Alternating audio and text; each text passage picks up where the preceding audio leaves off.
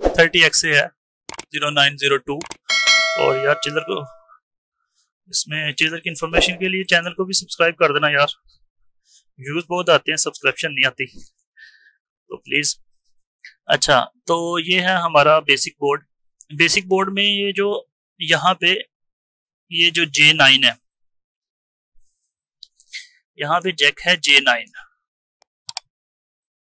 Focus करते हैं तो ये J6 जैक है, सॉरी यहाँ पे J6 है, उल्टा दिखाई दे रहा था। तो J6 के चैनल 1 में यहाँ पे एक बैक साइड पे चैनल्स हैं इसके, जैसे ये चैनल्स आपको दिखाई देंगे। किसी भी जैक के फर्स्ट नेम में कैपिटल होगा, जे जैसे J9, J10, J6, और उसमें चैनल्स होंगे जो थर्मिस्टर के लिए और प्रेशर ट्रांसड्यूसर के लिए यूज करते हैं। तो इसके लिए वो जो J9 का जैक है, J6 का जैक है, उसके लिए जो 1 नंबर वायर है, ये 1 नंबर वायर है, 1 नंबर है, ये हमारी आउटलेट जो चिल वाटर टेम्परेचर है उसको रीड कर रहा है। अगर चिल वाटर टेम्परेचर सही नहीं आ रहा तो हमें चिल वाटर टेम्परेचर सेंसर भी चेक करना है, चिल वाटर जैक भी चेक करना है, उसका जो सेंसर के ऊपर लगा हुआ है, और यहाँ से आके जैक भी चेक करना है कि जैक यहाँ पे ये जो जैक लगा हुआ है यहाँ पे 1 नंबर पे, ये बराबर है कि नहीं बराबर। समटाइम कम्युनिकेशन लूज हो जाती है तो उसकी वजह से वो रीडिंग सही नहीं देता। तो इसके बाद आता है ये 2 नंबर है, ये चैनल 2 पे लगा हुआ है, ये हमारा इनलेट देता है, मतलब चिल वाटर इनलेट टेम्परेचर, मतलब जो हमारा बिल्डिंग से टेम्परेचर आ रहा है उसको रीड कर रहा है। तो जो चैनल 3 है वो उसने खाली छोड़ा हुआ है, और जो चैनल 4 है 10 नंबर, ये वायर नंबर 10 नंबर, तो ये हमारा एम्बिएंट टेम्परेचर जो इन्वायरमेंट का टेम्परेचर है उसको रीड कर रहा है।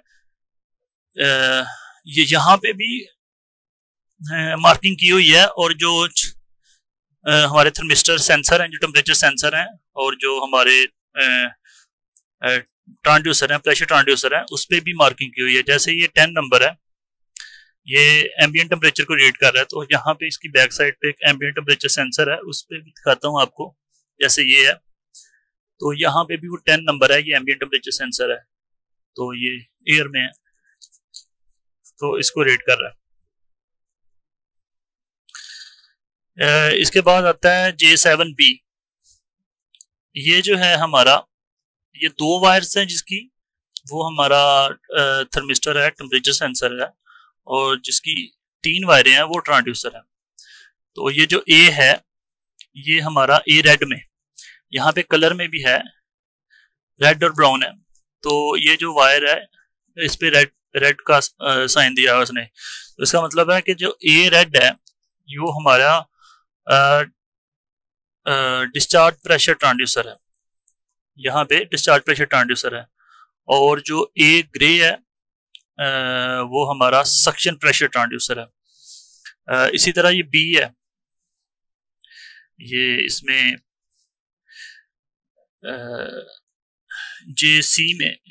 J7C में जो B है, B नजर आ रहा है आपको, ये इसका डिस्चार्ज प्रेशर ट्रांसड्यूसर है। तो समटाइम डिस्चार्ज प्रेशर ट्रांसड्यूसर जो है ना वो फॉल्टी होता है, रीडिंग नहीं सही आती, वहां से यहाँ से कनेक्शन लूज होता है, तो हम कम्युनिकेशन भी चेक कर लेते हैं। तो मैं आपको डिस्चार्ज प्रेशर ट्रांसड्यूसर दिखाता हूँ, उस पर भी ये हमारा वो है डिस्चार्ज प्रेशर ट्रांसड्यूसर, ये आपको B भी नजर आ रहा होगा और डिस्चार्ज प्रेशर ट्रांसड्यूसर भी नजर आ रहा होगा। तो ये ऑयल सेपरेटर पे लगा हुआ है, ऑयल सेपरेटर पे डिस्चार्ज प्रेशर ट्रांसड्यूसर लगा हुआ है, तो ये B सर्किट का डिस्चार्ज प्रेशर ट्रांसड्यूसर है। ये सर्किट B है, क्योंकि इसमें बेसिक बोर्ड था, इसके लिए सर्किट B पे डिस्कस कर रहा हूँ मैं। और ये जो हमारा B है ग्रे में, ये सक्शन प्रेशर ट्रांसड्यूसर है। तो सक्शन प्रेशर ट्रांसड्यूसर से डायरेक्ट यहाँ पे 3 वायर आ रही हैं जो सक्शन प्रेशर ट्रांसड्यूसर को की रीडिंग दे रही है। तो अगर सक्शन प्रेशर लो है, loss of communication with suction pressure है, तो आपने यहाँ से जैक भी चेक करना है और वहां से ट्रांसड्यूसर भी चेक करना है।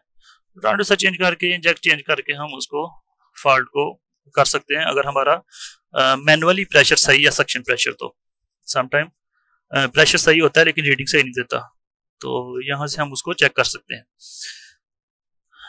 ये हमारे थर्मिस्टर और प्रेशर ट्रांसड्यूसर हो गए। अभी इसके बाद ये वायर्स है, यहाँ पे ये जो आपको जैक नजर आ रहा होगा 90 का, ये हमारा थर्मल फ्लो स्विच है। थर्मल फ्लो स्विच में एक्चुअली 5 वायर्स होती हैं जो बोर्ड्स में आती हैं, क्योंकि उसमें एक इलेक्ट्रॉनिक बोर्ड भी होता है थर्मल फ्लो स्विच में।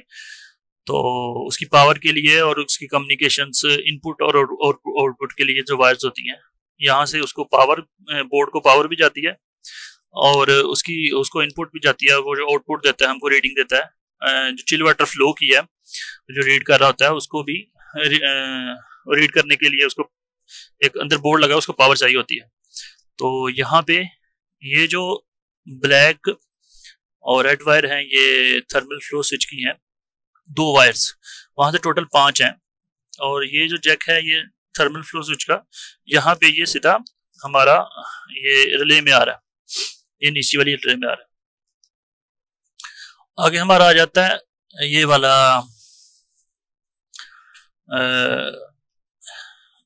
ये जो J9 है, J9 की ब्लैक और रेड वायर सीधी बोर्ड में चली गई।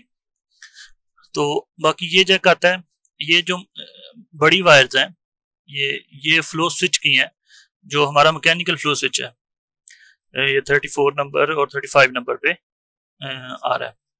और उसको ये उसी से ये उसमें कनेक्ट करके सेम कनेक्टर में उसने वो नीचे रिले में दिया हुआ है, उसकी आउटपुट में, रिले की आउटपुट में।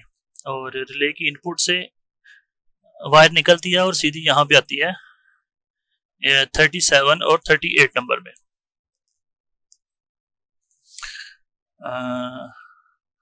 ये जो हमारी 37 और 38 नंबर है ये हमारी फ्लो सेंसर की वायर्स के साथ कनेक्ट है।